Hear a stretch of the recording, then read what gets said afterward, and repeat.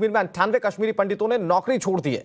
कश्मीर में 98 सरकारी कर्मचारियों ने इस्तीफा दे दिया है। राहुल भट्ट की हत्या के विरोध में यह कदम उन्होंने उठाया। कश्मीरी पंडितों ने अपनी सुरक्षा की मांग की। कल सरकारी दफ्तर में राहुल भट्ट की हत्या की गई थी। उसके बाद लगातार लोगों में गुस्सा था। गुस्सा इस कदर था कि लोगों ने सड़कों पर उतरकर प्रदर्शन किया, और न सिर्फ प्रदर्शन किया बल्कि पुलिस वालों से भिड़ गए। पुलिस वालों ने आंसू गैस के गोले दागे, हल्का बल प्रयोग किया, लेकिन स्थिति कंट्रोल में करने के लिए आप तस्वीरें देखिए क्या क्या नहीं करना है। अब यह बड़ी खबर आ रही है कि 98 कश्मीरी पंडितों ने नौकरी छोड़ दी है और अपनी सुरक्षा की मांग को लेकर ये विरोध दर्ज करवाया जा रहा था। और उसके बाद उन्होंने ये बड़ा फैसला लिया है। जैसा कि हमारे सहयोगी ने इससे पहले जानकारी भी दी थी, इससे काफी ज्यादा काम प्रभावित होगा, खासतौर पर एजुकेशन डिपार्टमेंट। और ऐसे में अब वहां पर स्थानीय प्रशासन इसको लेकर क्या कदम उठाता है, क्योंकि राहुल भट्ट के परिवार की अगर बात की जाए तो वो लगातार कह रहे हैं जो भी दोषी है उनके खिलाफ कार्रवाई होनी चाहिए और कड़ी से कड़ी कार्रवाई होनी चाहिए। आतंकवादी घटना थी जिसके बाद एक बार फिर से घाटी में स्थिति क्या है, लगातार विरोध प्रदर्शनों का दौर देखने को मिल रहा है। आप तस्वीरें जो देख रहे हैं उस वक्त की तस्वीरें जब कश्मीरी पंडित सड़कों पर उतर आए थे, राहुल भट्ट की हत्या का विरोध कर रहे थे।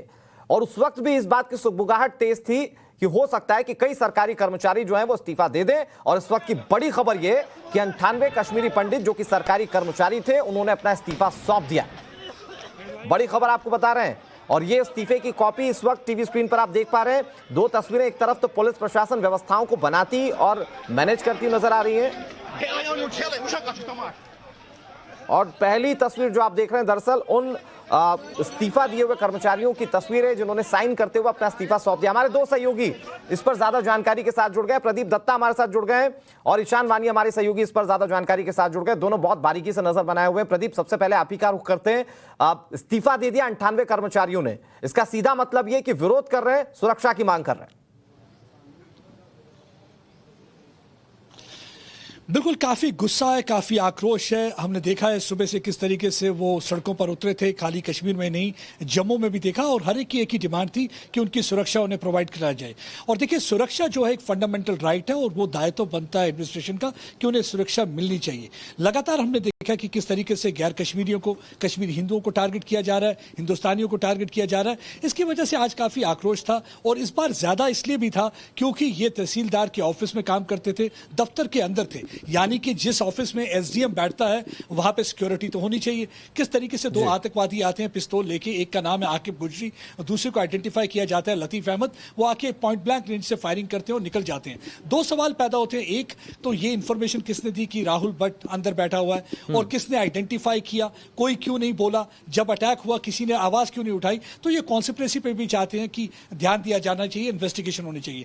और दूसरा वो चाहते हैं कि हर बार आप हमें जो ये प्राइम मिनिस्टर पैकेज है, कुछ लोग कहते हैं कि प्राइम मिनिस्टर पैकेज कम और ये होस्टेज पैकेज ज्यादा बन गया है, जबरदस्ती लोगों को बिठाया जा रहा है, जबकि कुछ लोग कह भी रहे थे कि उनको ट्रांसफर किया जाए, वल्नरेबल एरियाज हैं उनको वहां पे अपॉइंट ना किया जाए, जिसकी वजह से उनको काफी मुश्किलातें आती हैं। आज यही वजह रही, गुस्से से आकर उन्होंने 98 लोगों ने अपना इस्तीफा सौंप दिया। हालांकि सरकार का यह है कि इस्तीफा मंजूर नहीं किया जाएगा, क्योंकि वो नहीं चाहते कि प्राइम मिनिस्टर पैकेज नाकामयाब हो, क्योंकि एक रिहैबिलिटेशन की बहुत इंपॉर्टेंट स्कीम है। ये चाहते हैं कि इसी तरह से आहिस्ता आहिस्ता फैमिलीज आएंगी, और यही एक वजह है कि इनको टारगेट किया जा रहा है, क्योंकि उनके कदम, जो हिंदुओं और हिंदुस्तानियों के कदम देखना नहीं चाहते पाकिस्तान के आतंकवादी। ये एक वजह है कि 90 की दशक में भी हमने देखा उनको निशाना बनाया गया, और एक बार फिर से 2022 में भी कहानी वही दोहराई जा रही है जो 90 में हमने देखा। एक बार फिर से हिंदुओं को टारगेट किया जा रहा है। यहां परिवार के सदस्यों से आज सुबह से बात कर रहे थे, उनकी जो लोगों के आंखों में से आंसू बह रहे थे, मतलब वो आंसू नहीं थे, मतलब कि लहू के कतरे कहूंगा। जब मैं उनसी मां से बहुत कोशिश की,